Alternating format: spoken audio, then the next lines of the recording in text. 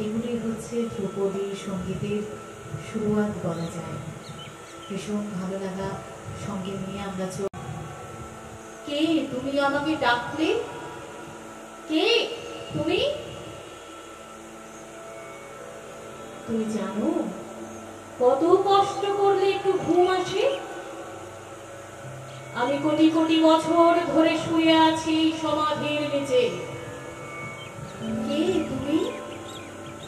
আমার ঘুম ভাঙালে? কে তুমি? কি বললে? তুমিও শুয়ে আছো আমার পাশের সমাধিতে? কি তুমি ইতিহাস? তুমি ইতিহাস?